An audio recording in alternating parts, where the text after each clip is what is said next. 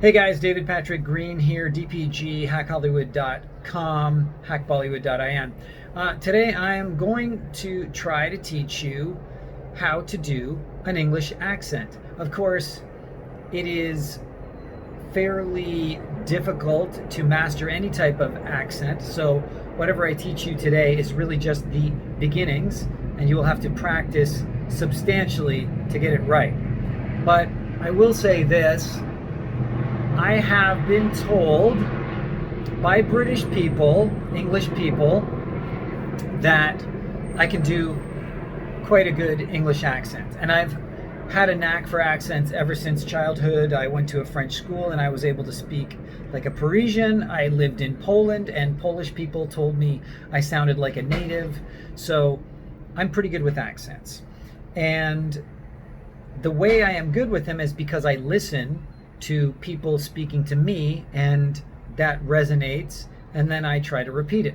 So for today, I'm just going to give you some basic tips that if you practice and keep listening to English people speaking, you should be able to get passable in using a British accent.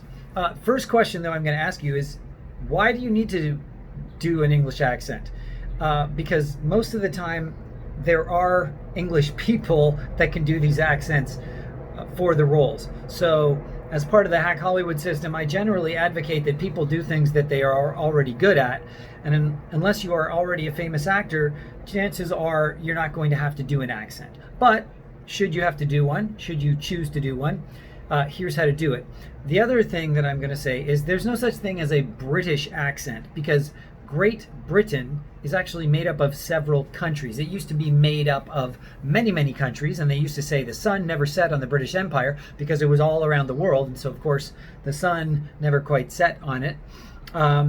But truthfully now, Great Britain is England, Wales, Scotland, and Northern Ireland. And who knows? That could all change at any moment with a referendum. So the English accent, of course, there are many English accents. There's Cockney, there's RP, the Queen's English, there's really upper crust, there's just countless different English accents. If you watch Coronation Street, you will hear they have a distinctive accent. So this is sort of what you might call a traditional actory English accent that they would want you to do if it wasn't something based in England, probably, but you're an English person, maybe on an American show, where if they hear you, they will know you are English. So there's really three things to focus on. The first thing is your A's, okay? The English don't say A the same way Americans do. They really have two A's. One is more of a ah, and one is more of a ah, okay? So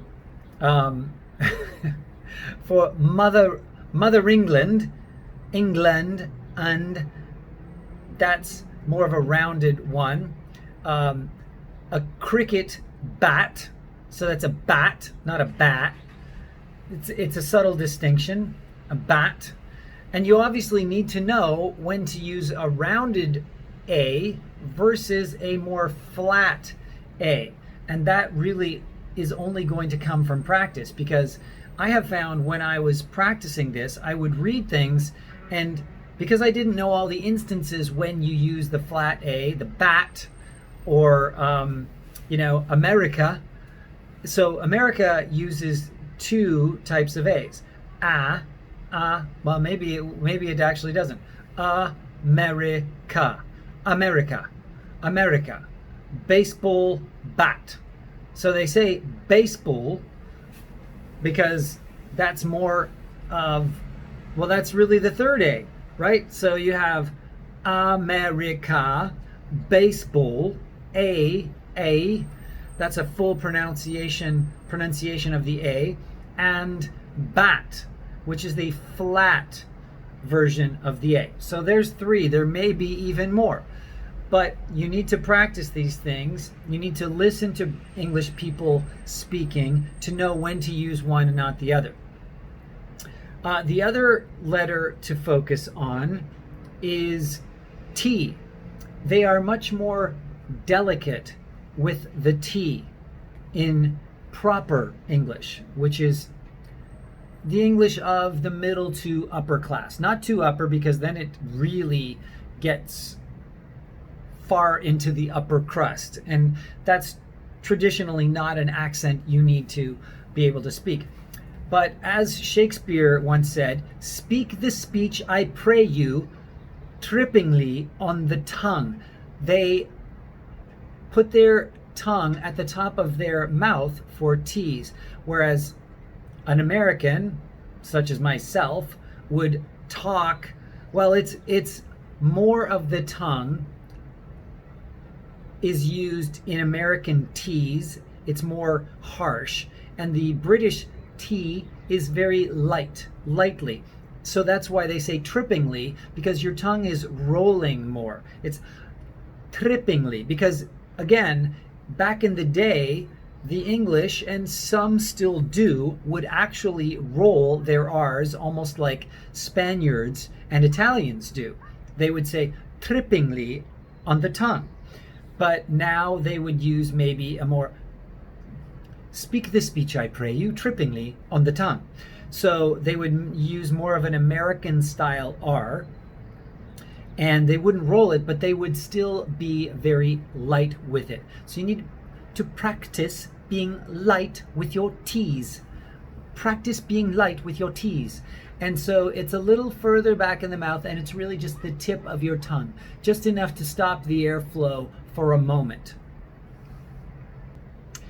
Okay, and the third letter to focus on is, of course, the R, because in most English speech, the R is silent.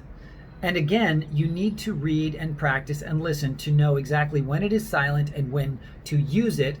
But the most common usages are in words like better. We say better, or, well, that's, if you're a Southerner or Texan, you're like better, whatever, something like that. But you will pronounce almost all of your R's. Except in the Deep South, where they say better. Like in New Orleans, they say, well, that's a better type of butter, okay? So they would drop the R as well. So in a lot of ways, many states in the Union of the United States actually use some pronunciations that are very similar to British. But the Northwest, California, like most of the North and the Central, Midwest, etc., will pronounce the R's like I am speaking them. So to practice the British version, you would use better. Better get a bucket. Better get a bucket. That's a line from Monty Python's The Meaning of Life. And so the ER almost becomes an open A, a round A. Better get a bucket. Is that better, or is that butter? Is that butter? So the other way that English pronounce R's is the same way, more or less, that Americans pronounce their R's. So are you really going there? Are you really, and they could be really if you want to be snotty. Are you really going there? There? Righto, governor. So are you really so the really, the R there is very similar to an American R. And there are even instances where they will roll their R's. Really? Are you going there? Really? And they will roll it. But again, that's very specific. It's not something you're going to probably want to use if you're in an acting situation. In an acting situation, they say requires a British accent. For instance, in a lot of countries, they shoot co-productions that may be between Canada and Ireland and England, and they need people that can do different accents, because it's all about getting, tax credits from different, regions. And so if you can do some of these accents, you have an opportunity to work in these countries, because They could be shooting here or there, and wherever the location is, they're going to need people who aren't necessarily from the country they are using the accent from. And so if you do a British accent that's a basic British accent rather well, if you can do a British accent rather well, then you may be able to book work in a country other than your own. And I'm a little out of practice, so it's not perfect, but it's not bad, really. So just practice and listen, and you will hear different intonations and different pronunciations of different words, and eventually you will become better at it. I hope this was helpful, but really those three pronunciations will get you a long way and probably make you as passable as some of the movie stars from Hollywood who really struggle and have an atrocious time with British accents and English accents. And even some English people have trouble switching accents, and you can tell. And of course there's Australians and South Africans and other English-speaking countries, and they all have their own accents, some of which are more similar to English and some of which are dissimilar. But it's definitely worth the effort. It's definitely worth having it in your bag. And if you practice and play back and compare yourself to native English speakers, I'm sure you'll have no trouble with it. So that's it for now. Hopefully this was helpful. And let me know if you have any suggestions for other videos. Otherwise, I will talk to you soon.